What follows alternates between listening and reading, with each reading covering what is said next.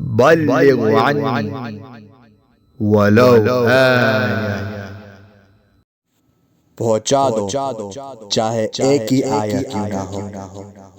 Programme بلغ عنی ولو آیا آپ کی خدمت میں لے کے حاضر ہوئے ہیں۔ آج انشاءاللہ ہم جن حدیثوں کو کلیکٹ کریں گے اور اس کا جو ٹاپک رہے گا وہ ہے گناہوں سے کیسے بچنا چاہیے، اور اس میں رزق کی کمی کیسے ہوتی ہے، گناہ کر کے دل پر اثر کیا ہو جاتا ہے، اور اللہ کا غضب کس طرح جو ہے وہ آپ کی زندگی میں نظر آتا ہے۔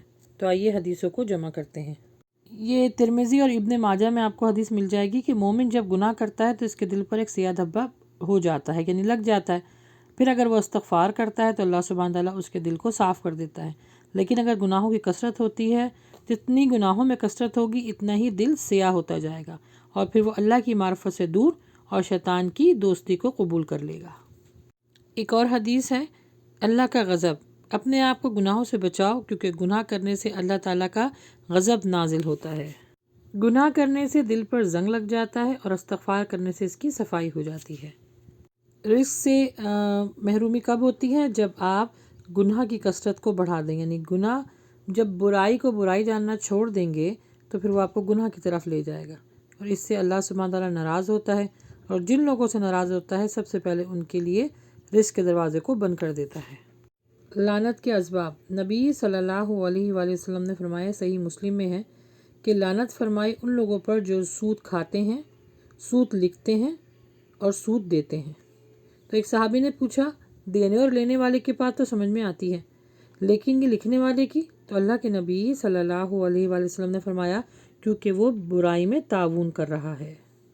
اللہ کے نبی صلی اللہ علیہ وآلہ وسلم نے فرمایا کہ اللہ سبحانہ تعالیٰ فرماتے ہیں کہ تم بڑے بڑے گناہوں سے بچو، چھوٹے گناہ میں معاف کر دوں گا۔ اور اس کی بڑی حدیث ہمیں ملتی ہے کہ جب آپ وضو کرتے ہیں ایک نماز سے دوسرے نماز کے لیے، تو جو وضو آپ جب کرتے ہیں تو آپ کے سارے گناہ اس وضو کے پانی سے دھل جاتے ہیں۔ اسی طرح حدیث ہے زمین غصب کرنا، یعنی صحیح بخاری کی حدیث ہے کہ کسی نے اگر کسی کی جائیداد یا کسی کی اسپیشلی جو زمین ہوتی ہے ناجائز طریقے سے ہتھیا لی، تو اللہ سبحانہ تعالیٰ ایسی 7 زمینیں ان کا طوق بنا کر اس سے گلے میں ڈالے گا۔ استغفر اللہ، ایک زمین کیا، ایک پتھر جو ہے اس کا بوجھ ہم برداشت نہیں کر سکتے، نہ کہ اسی طرح کی 7 اور زمینیں ان کا طوق بنا کر اللہ ایسے شخص کے گلے میں ڈالے گا جس نے ناجائز طریقے سے کسی کی زمین پر قبضہ کر لیا۔ رشوت لینے والے، یہ بھی آپ کو صحیح بخاری صحیح مسلم میں مل جائے گی۔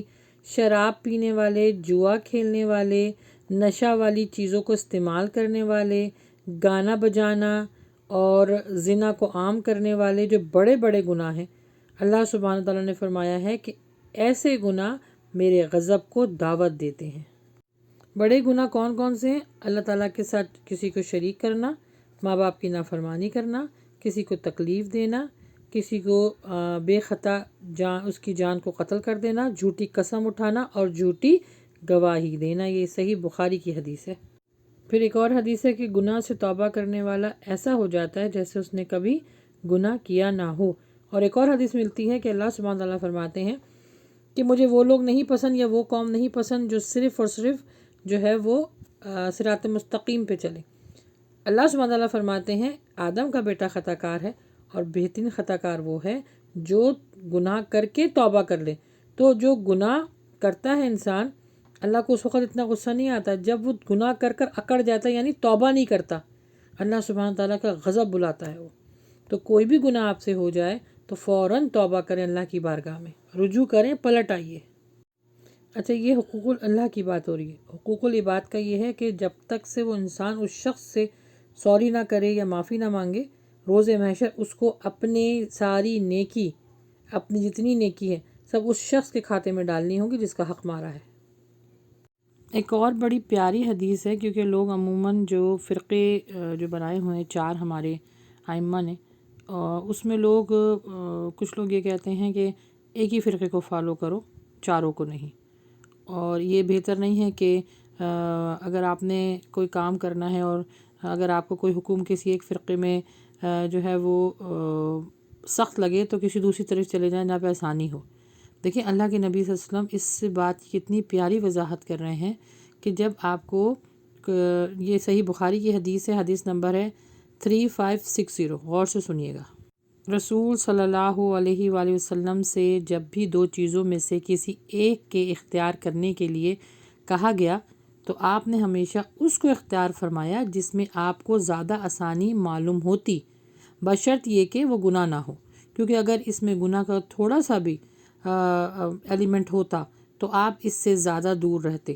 اور آپ صلی اللہ علیہ وآلہ وسلم اپنی ذات کے لیے کبھی کسی سے بدلہ نہیں لیتے، لیکن اگر اللہ کی حرمت کو توڑنے کا سوال آتا تو آپ ضرور بدلہ لیتے۔ اب دیکھیں یہاں پر کتنی بات وضاحت کے ساتھ بتائی گئی ہے کہ جب آپ کسی بھی مسئلے پر اٹکیں یا جو ہے وہ کوئی آپ کے پاس دو رائے ہوں تو اس میں سے آسانی کا راستہ جو ہے وہ اختیار کریں۔ یہ نبی صلی اللہ علیہ وسلم کی سنت ہے۔